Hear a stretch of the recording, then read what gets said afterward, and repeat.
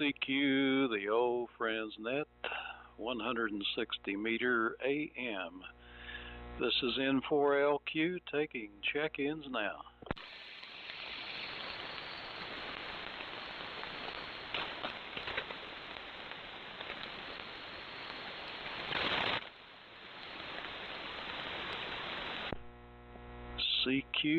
CQ, the old friends net. This is N4LQ. Give me a call if you'd like to check in or open to any AM station.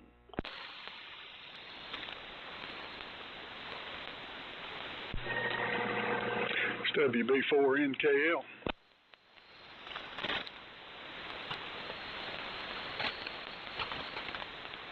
Hello, Cliff. Glad you made it tonight. Yeah, I've been sitting here slaving over the T150 again, trying to figure out what the deal is on it. The output on it is just flat low. And I verified that with KZ4B on the phone today. He's getting, let's see, 30...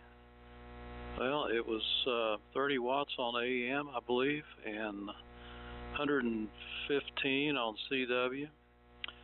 I get 10 watts on AM and 80 watts on CW. So, I don't know. I wish yours was up and running so you could compare it, but I've checked about everything that you can imagine, except for getting brand new 6146 tubes. So let's see if anybody else is here tonight. N4LQ listening for check-ins. I don't hear anybody, Cliff, so go ahead. It's WB4NKL. I'll have to get that thing down. I don't know how much it'd take. It may be bringing it up slowly. It might, come up enough to make some tests with. I've been working on the DX40 that I picked up down in Orlando. Got it going today. Somebody had recapped it, but one of the bleeder resistors, 20K bleeder resistors, balancing resistors, had opened up, and it had blew up one of their caps that they'd replaced, the 47 microfarad 450 volt. So I put a new bleeder, a new filter in it, and it sort of worked. Didn't want to tune up on 80 meters. And I got to checking, and they switch in a 68 picofarad capacitor in there to give you a little more plate tuning control, and that jumper had never been put in. It had the capacitor in there, but it was a jumper from the switch. It went to the tank coil that was never installed, so I put that in, and it tuned right up on 75 and talked on it a little bit. That's an odd duck, no mic gain control. I was talking to Chad. He said it sounded like I was overdriving, so I backed off the mic about 3 feet. It needs a mic gain control. And but he said it sounded, well, I heard Billy had recorded it, and it sounded decent, so got it up and working. About 12, 15 watts out, which I think is probably about normal. But that's an odd circuit in that I was looking it all over, and they've got those, the B plus is stacked on the buffer and the oscillator tube, but it goes through the buffer tube, and then it comes off the cathode and powers the oscillator. That's sort of odd. And to do that, they had to add another filament winding on the transformer for that buffer stage because it was so far above ground. So it's like a long way around not having some resistors in there for a lower B plus source, I guess. Sort of an odd duck. N4LQ, WB4NKL. Okay, anybody else out there would like to check in? Yeah, well, yeah, I've mentioned that before on the DX40, that, what do you call that, cascading or something like that. I had never seen anybody do that in any rig, and I see no point in it. What they say, one resistor, and a lot of confusion as a result, because it had me buffaloed for a while. I think was the buffer bad and the oscillator wasn't getting any B plus or some crazy thing like that, and I figured that out, and I said, what in the world have they done? But so you're getting 12 or 15 watts out of that? That's amazing. Is that carrier power on the AM mode? Yeah, that's about what I was seeing. It's like 12 watts or so. And of course it goes way on up. And the way they tune it up, you tune it up, you've read it, I guess, the CW mode, which gives me about 50 watts out, 45, 50 watts. And then when you go in the AM, you leave it tuned up in that CW position. And it'll, modulate on back up to the 50 watt level. Got a lot of forward modulation. Oh yeah, it's like just about all forward modulation. So it's kind of like rectifying the audio, and applying it to the final. I guess you are in a way doing that. Matter of fact, what is it? This I was working on some rig here that actually called the modulator tube a rectifier. It's matter of fact, it's two of them in series. What was I working on just yesterday? Can't remember. I don't know if I was working on it or just looking at the schematic, but yeah, it was like a dual rectifier, and went in one rectifier and into another one, and I couldn't figure out how it could come out undistorted, but I guess as long as it's got the full envelope, or at least half of it there, it's okay. But you got more power out of it than I'm used to. Yeah, no mic gain control, and they tell you to back off the microphone. That's what a solution. I can't believe that. But let's see, DX40. What about the DX35? I bet it didn't have one either. And there was some other rigs like that.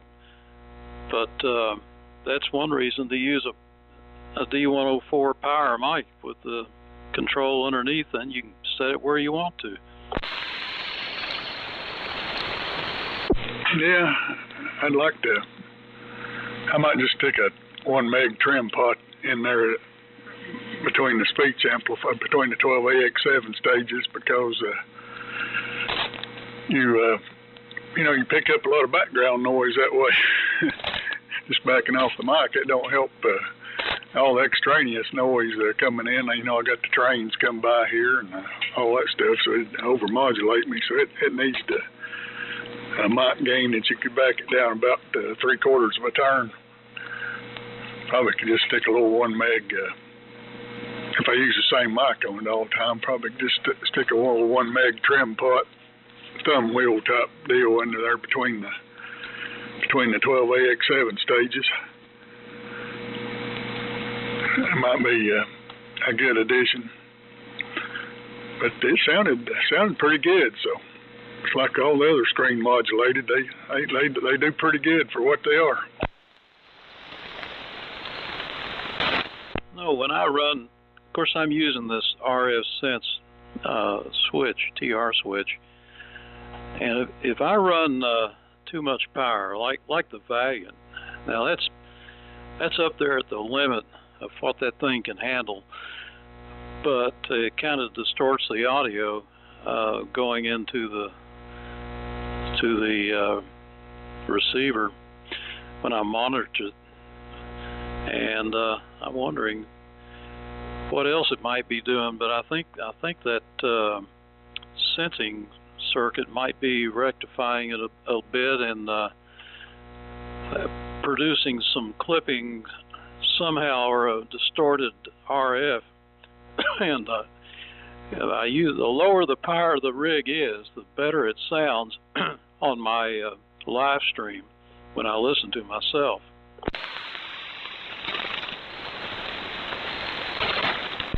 Yeah, I don't know what would cause that, unless it's just overload there being so close up, maybe. I never do notice any difference in your audio over the air. No, I don't think you notice it over the air, but the receiver comes out of that TR switch, and of course it's disconnecting the RF, and I think it's grounding it too with a relay, and then it goes into another little box I got sitting here that I have a relay inside, and it disconnects and shorts out the receive output again before it goes to the SDR, but still it's strong. Well, it's showing S40, but that is not unusual. S40 over 9 is not unusual to get, so I've got it cut back pretty good, but I am wondering if the RF sense circuit in there is rectifying the RF, and some of that I hear is causing some kind of distortion. Anyway, yeah, I'll put your little mic gain control on that DX40 and check into the net tomorrow with it so I can hear it. I'm network controlled on Sunday, so I'll probably just go ahead and use this LMAC. No, I'll probably use the Knight T150. I think it sounds even better than the LMAC. It just has low output. It doesn't matter. It's just right, really, for the amplifier.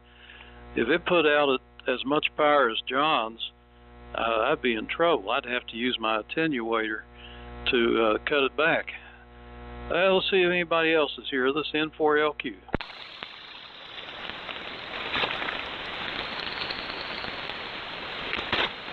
Well, surprise, surprise. This is Friday night. I guess everybody's got something more exciting to do. Anyway, had a long talk with John KZ4B about this thing, and among other things, you know. But he's had a lot of fun with his, and I don't know. I got plenty of grid drive on the finals. Well, that tells me everything before the finals is just fine.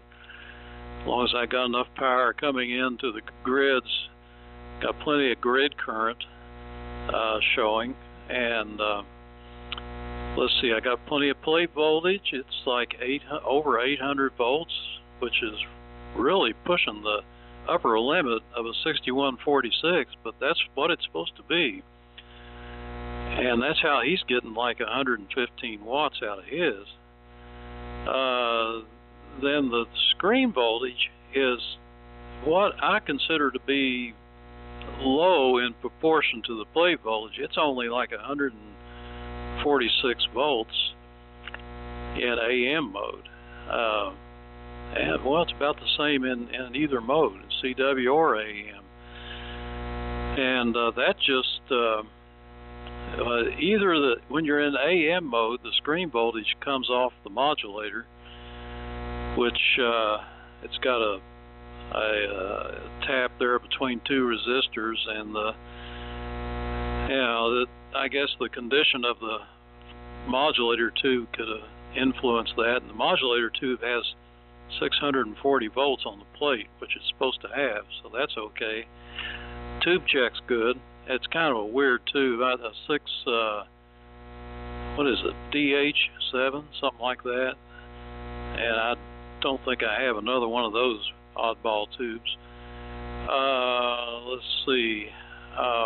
So in CW mode, it's low output also. And the problem is that screen resistor, screen dropping resistor, or whatever you call it. And it's dropping, in CW mode, it drops the voltage from 360 some volts which is correct, down to 145 volts. Screen current causes that through that resistor, but it's the right value, and it's a new resistor, and everything about it's right. So it's kind of got me buffaloed unless I buy 2 new tubes, and I don't think I'm going to do that. It's kind of strange. Anyway, WB4NKL, N4LQ. WF2U.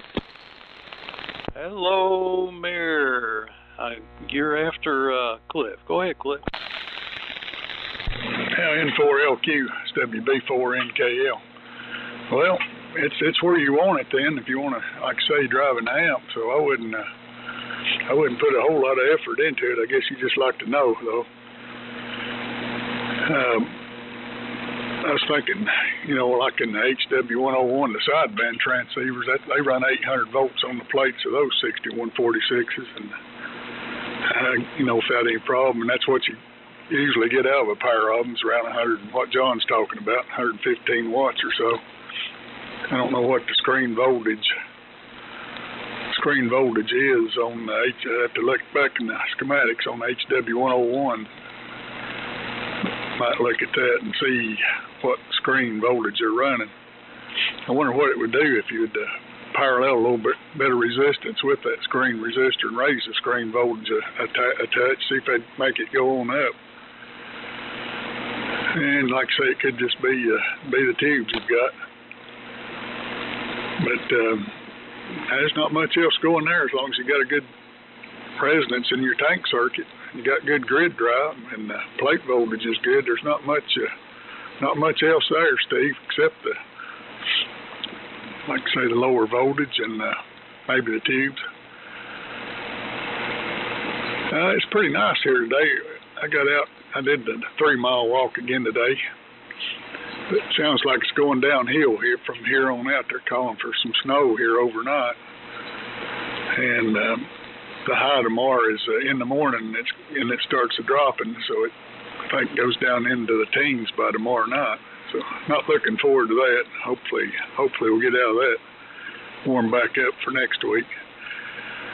Go ahead, Mayor. WF2U, WB4NKL. Roger, WB4NKL and N4LQ, I guess. We are the only ones, or maybe not, I don't know.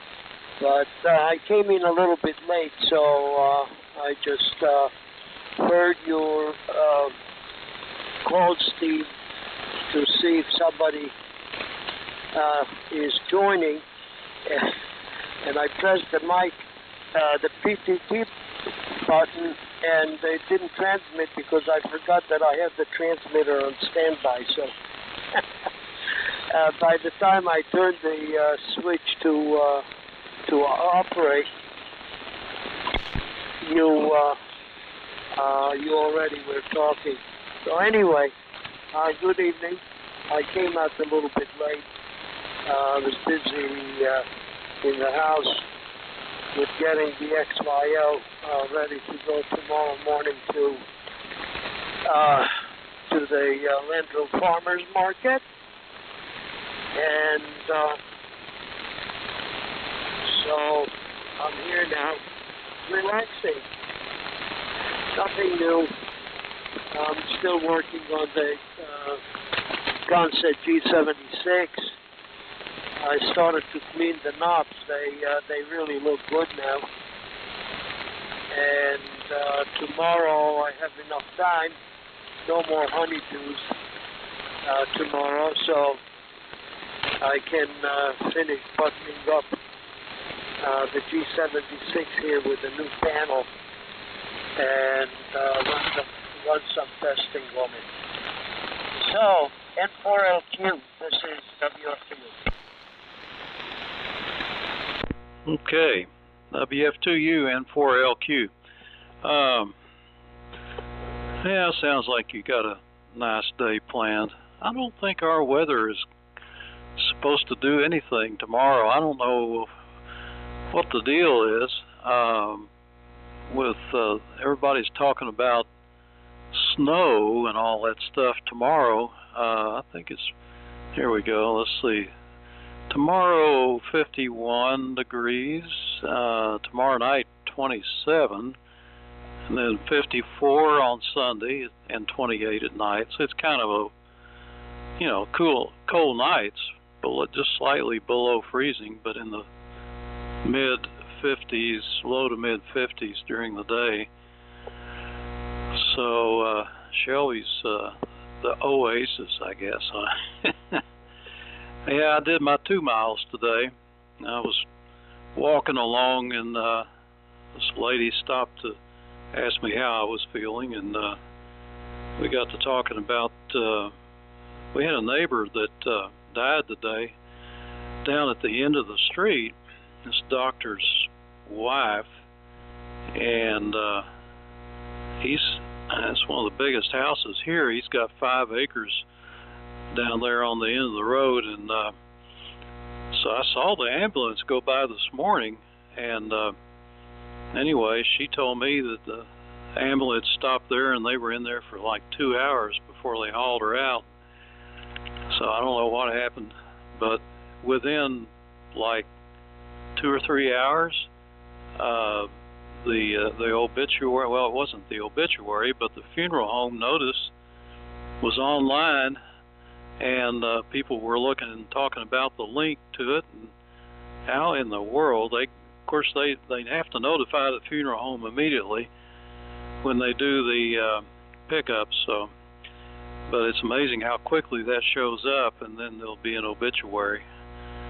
So yeah, just kind of, we had let's see, another neighbor die about 2 weeks ago, and about a few weeks before that another one, and I tell you, dropping like flies around here. So yeah, the HW101, let's see here, I was looking at that thing, and I don't know, it's a little, it's so much different.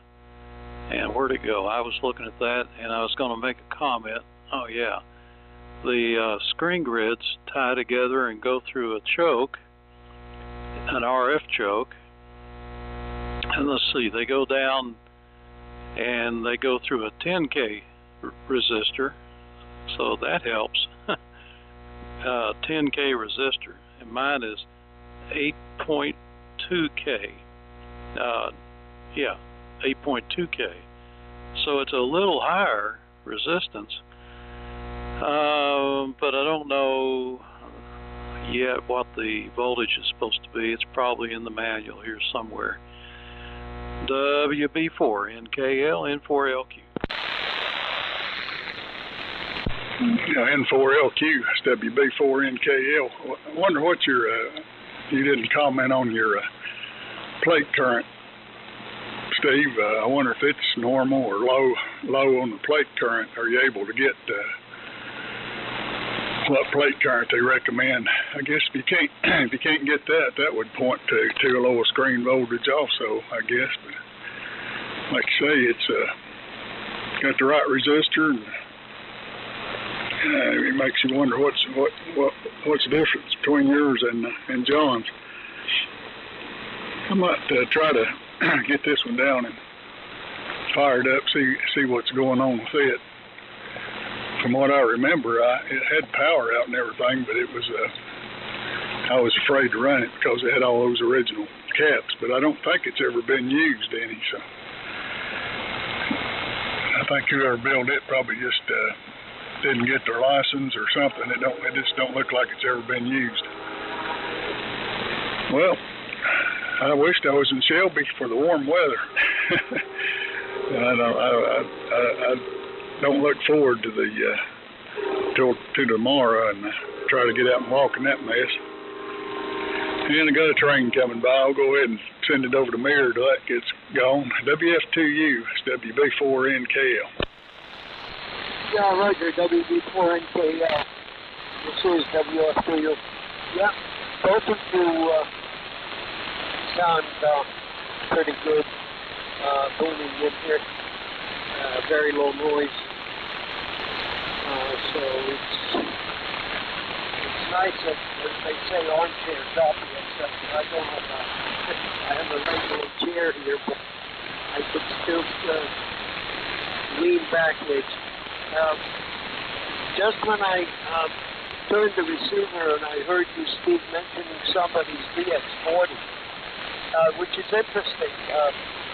When I got licensed, my first commercial transmitter, after using, well, I had surplus. I used the command set transmitters when I started back in, when was it, 1964, and I got a DX40 used. It was already used by somebody I knew.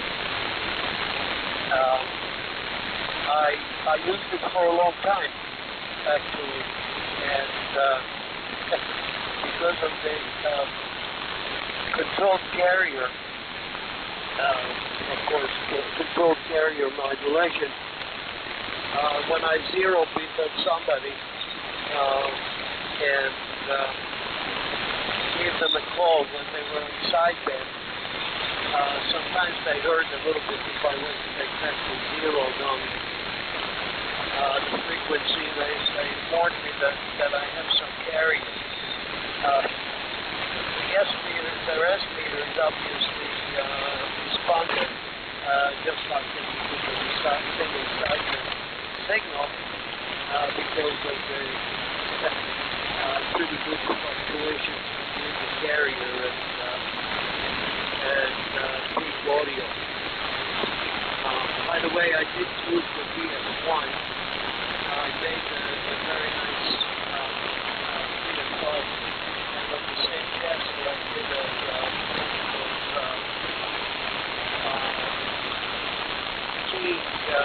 sequence key circuits. I think it was a double trial that did it, that I practically achieved the sound of the crystal control when I was keying it. And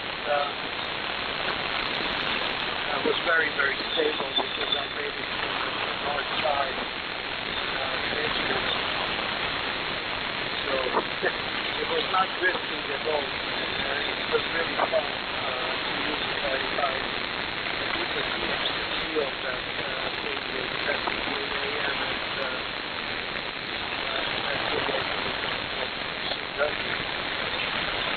anyway, back to you, Steve.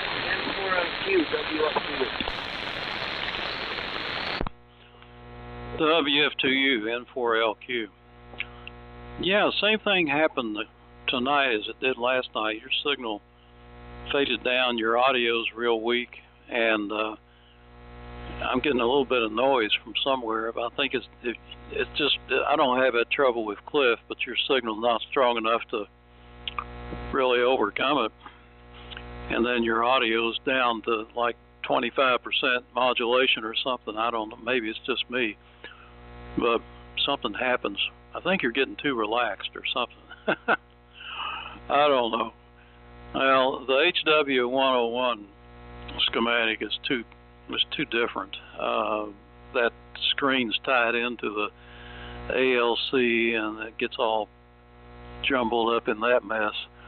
I'm looking at the DX100, and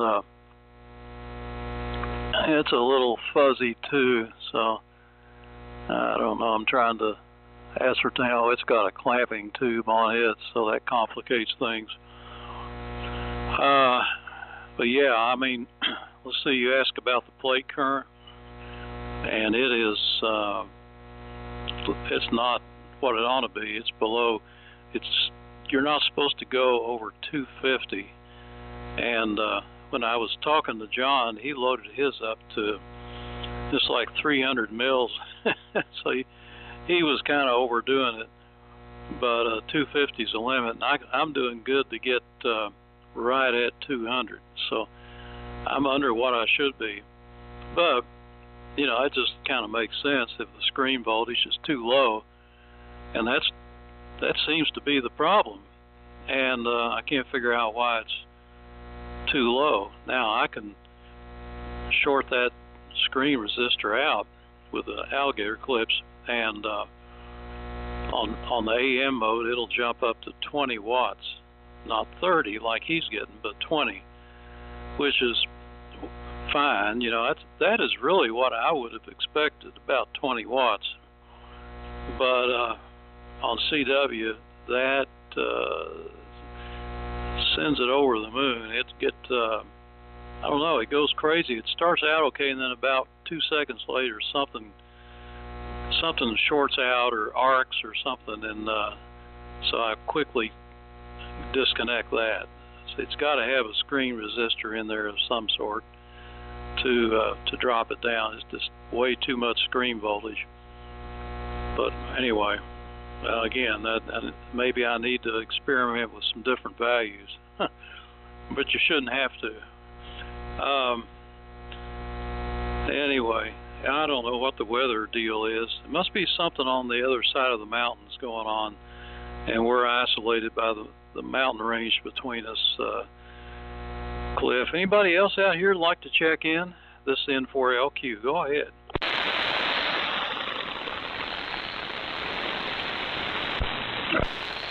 Nothing heard. N4LQ, WB4NKL. Yeah, sometimes those storms don't, if they're coming, you know, out of the west, they don't make it over the mountains. And we're sort of isolated here. I'm sort of in between the two mountain ranges where I'm located. And the southern range is about, I guess, 7 or 8 air miles from me, and then the northern range is about 10 or 15. But sometimes up through this valley here, we get different weather than what, like Dave over there gets just right on the other side of the mountain. It's usually colder over in Burnsville. He's got a little more elevation where he's at too. So it's a little different weather pattern. You would, I guess, Shelby's a little further south. You'd expect it to be a little warmer there too, I guess. I'm just kicking around the idea of going to that Charlotte Antique Radio meet. I usually do that. That's coming up in about a month. And I don't know whether to get a room or just drive down for the day. They got some special rates there at the Sheraton, but it's still $119 plus all the taxes, so I might just go down for the day. And let's see, what else were we talking about? Oh, I was going to tell you, I called Terry's buddy Leroy, and he says Terry's going to try to come home tomorrow out of rehab. Leroy's been over there putting handicap bars and everything in his bathroom and getting it ready for him. But he's a little concerned that he's too weak, but Terry's, I think, consistent and he comes home, so I don't know how this is going to work out. Might not be too good. He maybe should stay in rehab as long as they keep him. Mary, you did the same thing on me Steve's talking about, sort of faded down into the noise there towards the last of the transmission, but started out fine, so I don't know if it's conditions or like Steve said, you're getting too comfortable. I remember back in the 2-meter repeater days, trying to use a portable. Seemed like if you got in the easy chair back and got comfortable, you would get in a null to the repeater, and you had to stand up and stand at attention to keep the signal in there. That might be what you're getting into. WF2U is WB4NKL. Yeah, right, WB4KL and N4LQ, this is WF2U. Yeah, I'm getting lazy because there is a certain angle and a certain distance to my mouth, which is the way to talk into this microphone, because it's actually noise canceling. It has almost no sensitivity, so it does not pick up anything from the environment and the dynamotor and fan whine from the transmitter. And if I speak more than a few seconds, I tend to kind of, because I'm thinking about what I'm going to say or a subject or something, I'm starting to move my arm and then getting farther and farther, and sort of the way the habit is to talk to a regular mic like a D104 or something. So I'll make sure that I'm holding it. Okay, so back to you, Stephen, 4LQ, WFT. All right, I copied every word of that. It really helps. Yeah, that's what's happening. You just kept getting weaker and weaker and weaker, and I was wondering if you were going to fall asleep or something. It's still, it kind of distorts the way you're doing it, but it gets through. Not the best audio in the world with that contraption, but typical carbon mic, I guess. It's hard to get it just right. Well, I was sitting here looking for a DX100 manual. Boy, that British version of the DX100 is really cool looking with the green. The DX100U, I'm sure you've seen that, Cliff. I've never seen one in person, but that green and silver, they got the Heathkit green and the silver mixed together, and I think it's got a few things that are different too about it. Kind of neat looking. And okay on Terry, and yeah, I can't blame him for wanting to get home, but I don't guess he's got anybody, as far as I know, doesn't have anybody advocating for him to tell him what to do and what not to do. So I guess he's kind of on his own. The problem is, if he gets home and then he's got trouble, he's going to have to start all over again, and that could get complicated. So yeah, you're right. I mean, if they'll keep him in rehab, that and the doctor could probably arrange that, but there's no place like home.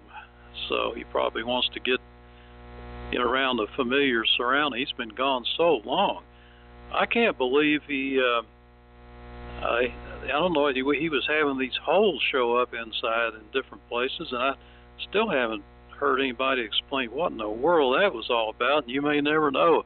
He may not even be able to explain it. Anyhow, and fine on the AWA. I think that's what you're talking about. Yeah, it's that time of year, and I've been several times to that. And yeah, there's a few things for hams there, but every now and then you'll see something.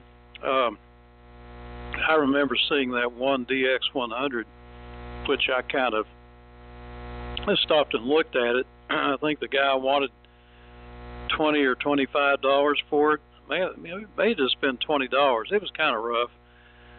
And some guy that was standing there raised up the lid, and he looked inside and pulled out the one of the tubes, 12AX7 audio tube, and he kind of let out a whoop, and he said, "Oh, it's a Mullard," and he whipped out $20 and gave it to the guy and took off and just left the DX100 sitting there on the ground. So I guess he was happy. He got his $20, but he got left with a pile of stuff.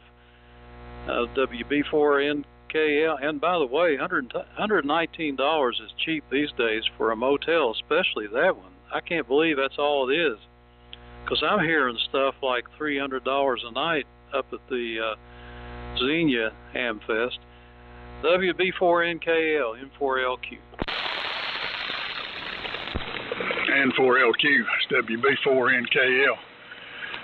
Yeah, that's not a bad price, for the going rate or what they go for. I know we paid more than that over at Shelby last year, I think, at that Country Inn or whatever it is over there, Comfort Inn. We've got a pretty good deal at Xenia. Ron Beaver, he gets a block of rooms from a hotel there at Miamisburg, and he gets a pretty good price break for us. So I think that's about what the rooms are. He's getting 100. It's a country inns and suites, but I think they're 119 a night there in Miamisburg. He gets a block of 10 rooms, and then we just, we call in and say we want one of Ron's rooms, and that's the way it's been working out for the last several years. So I appreciate Ron doing that for us. It's about 3 hours to Charlotte of the mornings. I leave here about 5 and get over to the Le Mans start at 8 o'clock, so it's not too bad a trip. But then I always hate to come home in the evenings and all that traffic mess. It takes a lot longer than 3 hours to get home. But I usually enjoy it. There usually something turns up that I'm interested in. I'm not so much into the antique radios anymore. I was into that for a while, but I'm trying to get out of that. Still got several here, but probably got some more I need to take over there. I had a deal with a friend of mine. He likes to do the cabinets, and I would restore the chassis, and he'd do the cabinets, and then we'd trade out work. I'd restore chassis for him. He'd do cabinets for me. But I'm about tired of it. It's too much like work. That's a lot better that go around mirror. If you stay in that mic, you can hear it. Sounds like a carbon mic, like Steve says, but it comes through when you stay into it. WF2U, WB4NKL. Yeah, Roger, WB4NKL, this is WF2U. Actually, there are instructions in the T195 manual how to hold the microphone. But it's not a habit with me. I'm aware of it. I start talking like that, and then I get relaxed and just let it get farther and farther away. Anyway, what else is new? Yeah, so tomorrow it's going to be a G76 day, and hopefully I'll put it again on the old Transnet. Actually, I took a photo of it. I remember once while I was using it on the old Transnet on one Sunday, and I looked at the date. It was 4 years ago. So it's been plenty of time, and I hope I don't have to change any caps. That time it was just fine. Anyway, what else? I need to do some straightening out here because I want to reshuffle some of the equipment, so I have other options of ray combinations to put on the air, and I can't move here. I can't grab the Valiant and move it into an operating position because it's like zillions of boxes on top of it now that I went through, and I still have to go through and weed a lot of things out and get some. I don't have the inspiration, I think, until I get the nerve block in my back, in my spine next week. I think it's Friday.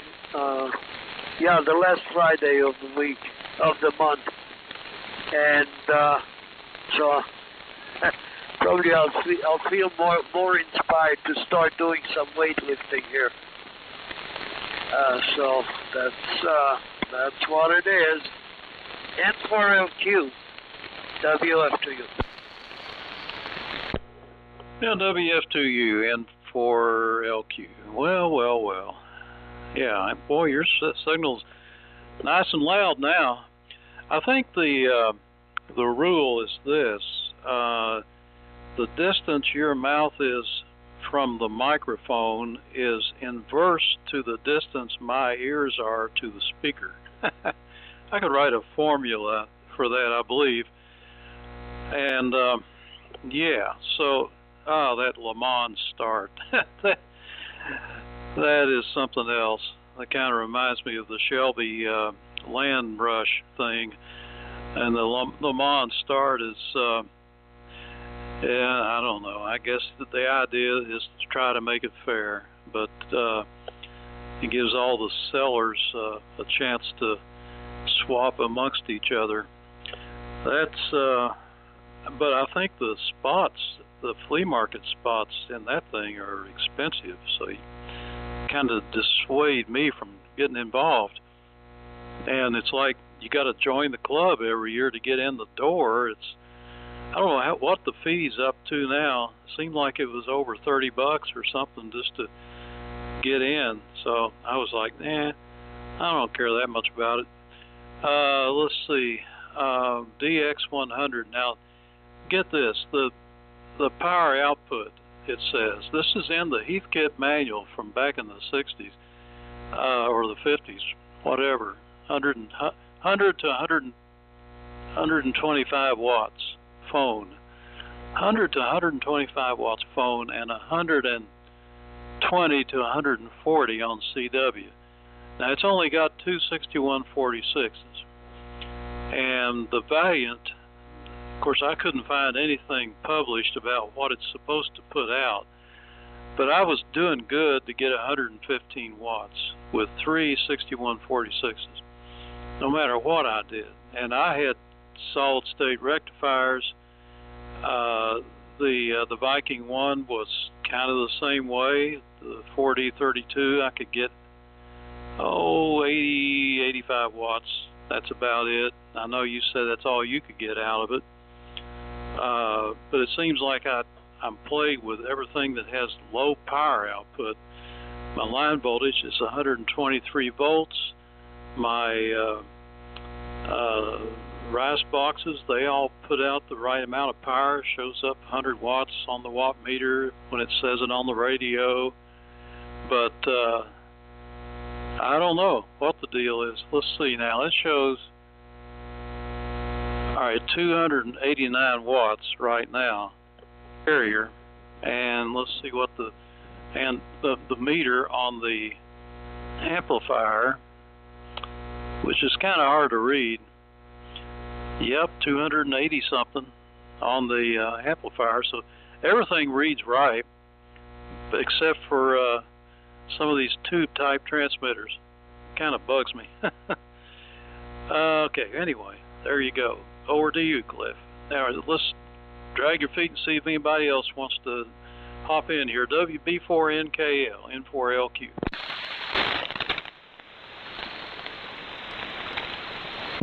Nothing heard. N4LQ, WB4NKL. I don't know where everybody's at tonight. Like I say, Friday night. I guess John's getting in the moving mode over there, JPL.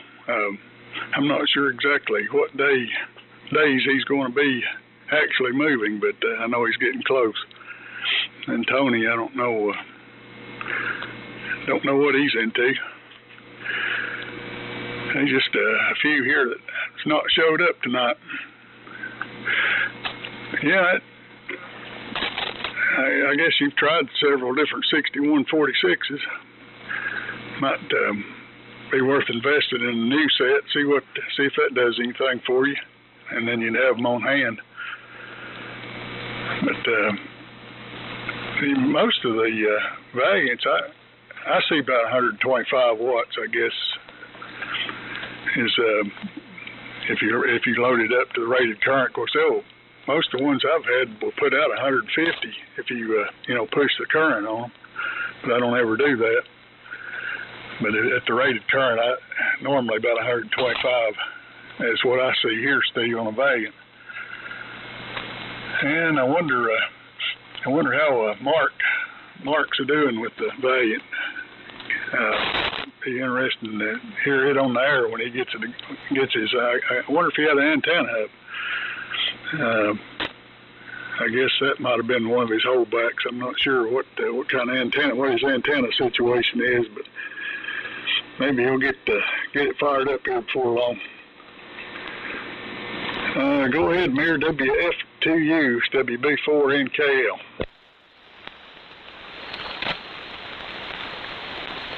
Roger, WB4NKL. This is WF2U. Yeah, very good. Good copy.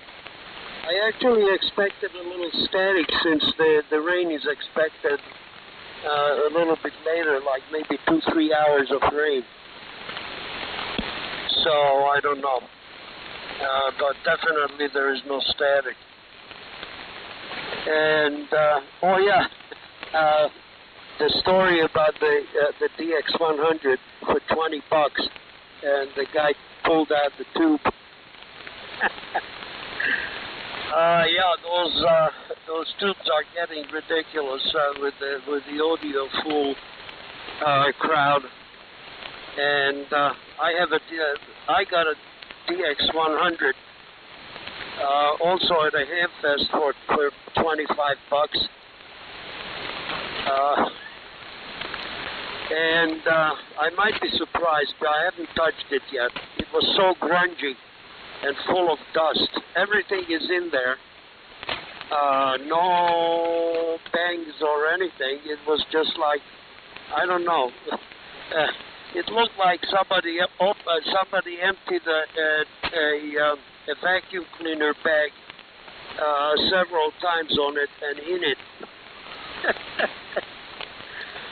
And I never bothered opening it because I didn't feel like hauling it outside. Actually, like an idiot, I put it in the shack, and it's on the floor, far from the door.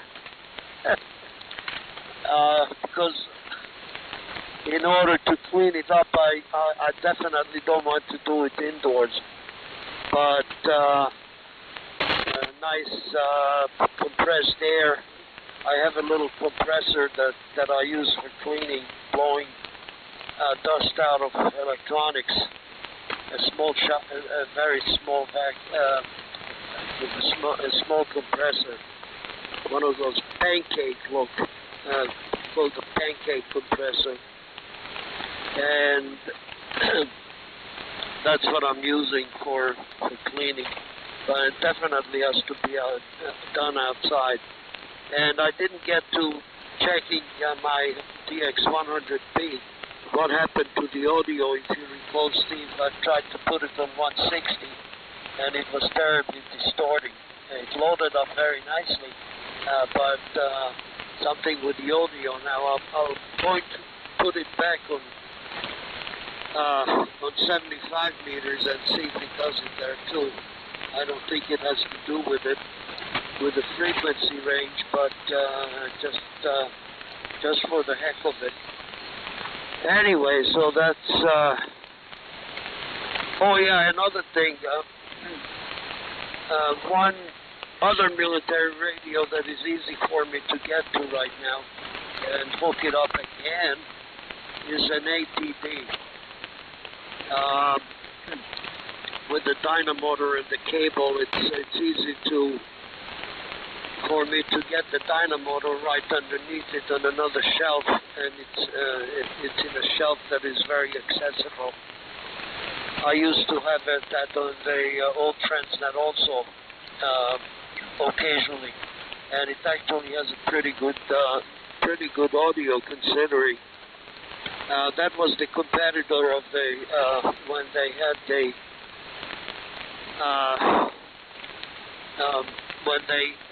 had the ATC, or in other words, the ART-13. There was a competition on that contract, and Bendix came out with the ATD.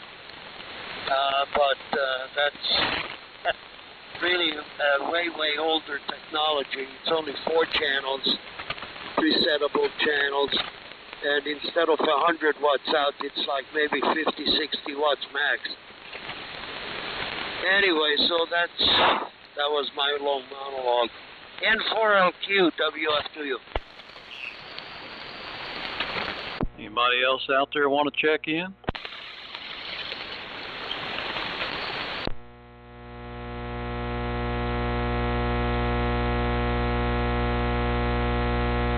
Smells good when it gets good and hot. Nothing better than the smell of burning boat anchor dust. Anyway, let's see. Cliff, I don't know what Mark's doing with the Valiant, but I'm sure he's listening. So hello, Mark. And yeah, well, he's got a dipole up. I think he said it was about 20 feet high, and I guess it's cut for 80 meters, and it's made out of telephone wire. He said apparently the old steel copper-coated stuff that, you know, two conductor that's shorted at the far ends, and in the middle he began to describe to me what he did, and it just totally lost me. He's just talking about turnbuckles and alligator clamps and all kinds of left-handed monkey wrenches hanging down, and I said, what in the world? I said, you just need an insulator. I said, get you a piece of PVC pipe and hook your coax to it and be done with it. But I don't know what that was. It was more complicated than this little brain could figure out. Yeah, John, I don't know. He's it sounds like his house deal went pretty quick to me. He had to jump through a few hoops with the buyer, you know, like you always do these days.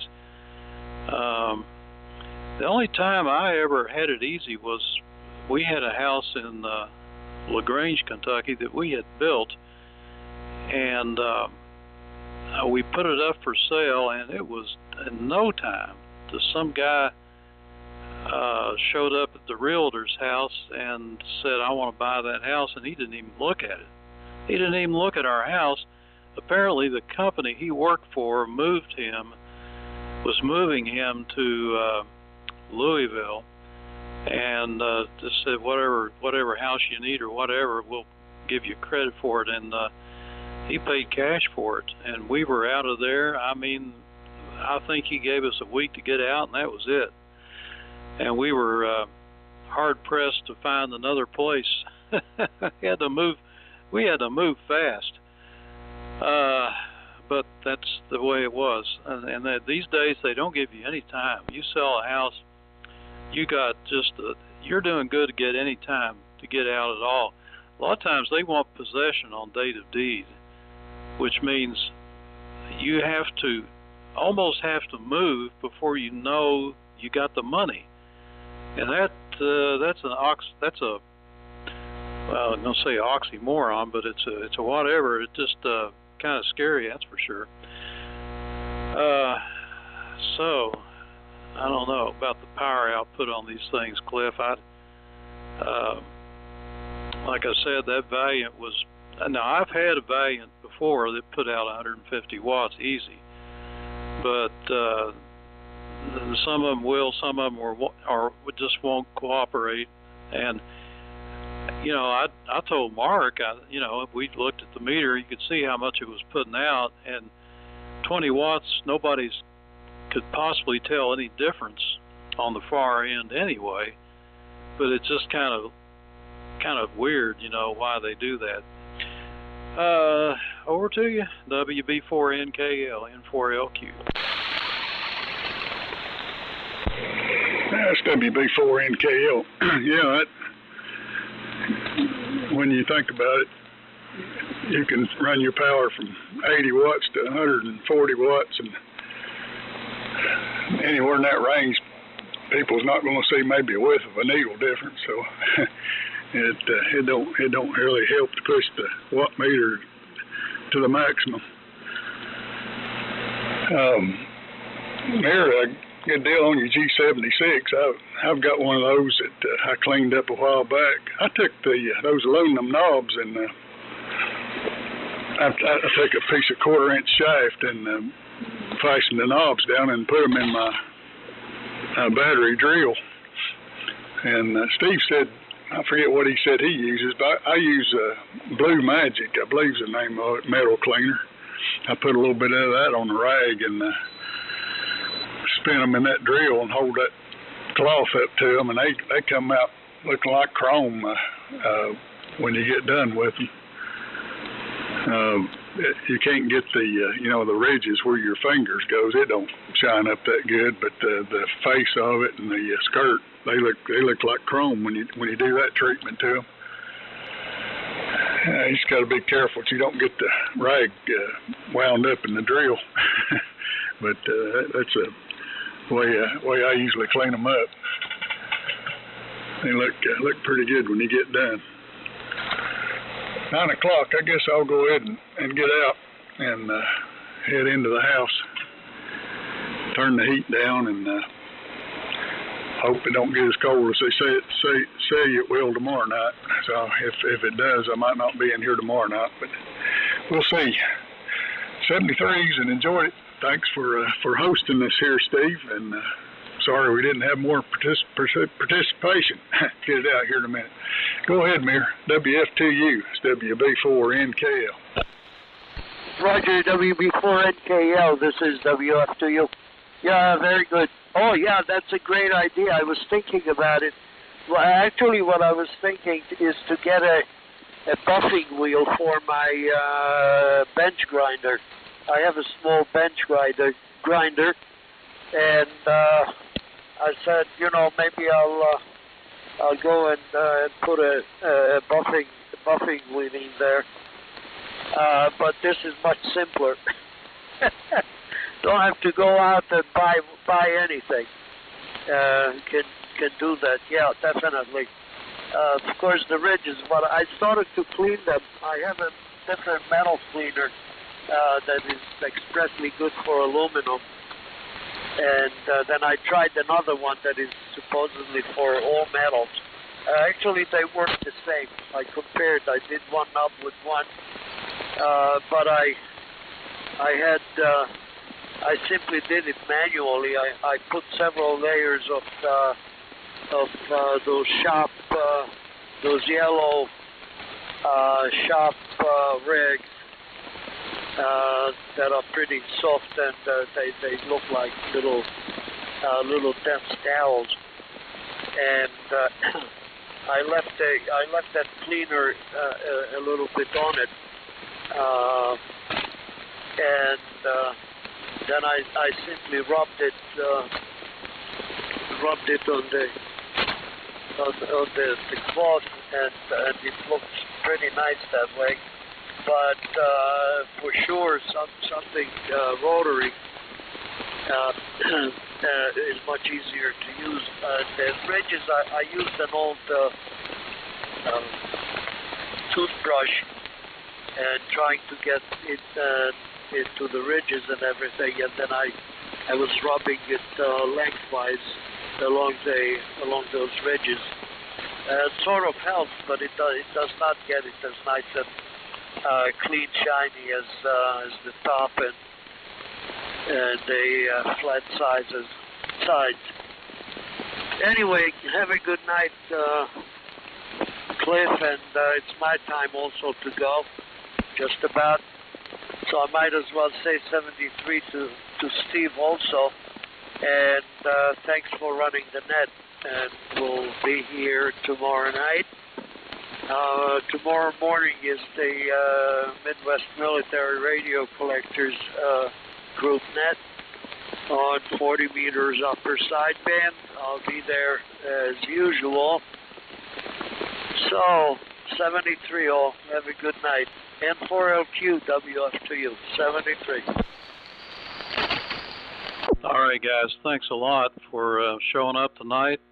It's been a good net. Enjoyable. Have a good evening, and tomorrow hope to see everybody that can make it 4 o'clock. 73. This is the N4LQ closing the net. Not tomorrow. Tomorrow's Saturday. I was recalculating there, Steve. I'll try to make the Sunday net. 73. Yeah.